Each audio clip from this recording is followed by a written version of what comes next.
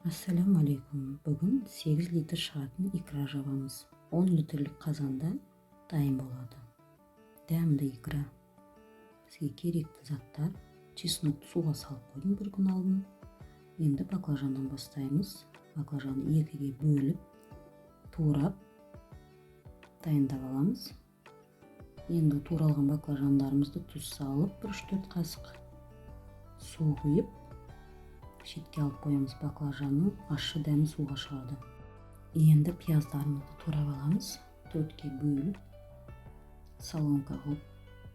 Міне, дайын пиязымыз. Енді сәбізге кірісеміз. Сәбізді теркадан өткіздім. Сіздер қалауларыңыз бойынша майда етіп турап алсаңыздар болады. Сәбізді дайын. Енді помидорға кірісеміз. Помидорды кәдімгі салатқа турағандай етіп турадым. Өз қалауларыңызбен тураңыздар. Помидорымызды дайын. Болгарскийді тураймыз енді. Болгарскийді 4-ке бөліп, солонка етіп тураймыз.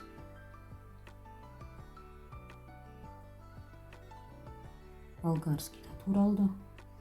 Енді чеснокты ашамыз. Чеснокты суға салып қойсаңыздар, бір күн алдын осылай жылдам ашылады. Бұл ашқан чесногымызды майдалап езіп аламыз, болмаса майда етіп турасаңыздар болады. Қазанымызға енді 2,5 пиала май құямыз. Қыздырып, пиязымызды қуырамыз. Сарғыш түске енгенше қуырып аламыз. Енді бұған сәбізімізді саламыз. Сәбізімізді де жақсылап араластырып, қуырып аламыз. Үстіне помидорымызды саламыз. Помидорды да дәл солай араластырып, қуырып аламыз.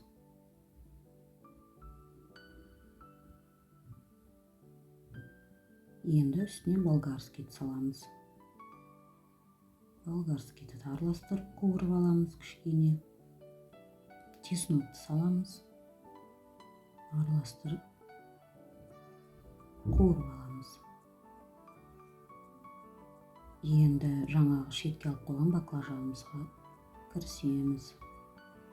Оны қолымызбен осылай кішкене сығып, суынан сырғытып, бөлек ыдысқа аламыз. Міне, судан сырғытып алдық. Енді петрушкамызды тураймыз. Туралған петрушканы саламыз қазанымызға және баклажанды саламыз. Қазанымыз кішкене толады, одан еш қорықпаңыздар. Біраз қуырылған соң басылады икра. Аккуратно байқап, араластырып, қуырып аламыз. Енді 3 ас қасық тұзды саламыз. Және 1 қасық қант саламыз. Қалауларыңыз бойынша қалаған приправаны салсаңыздар да болады.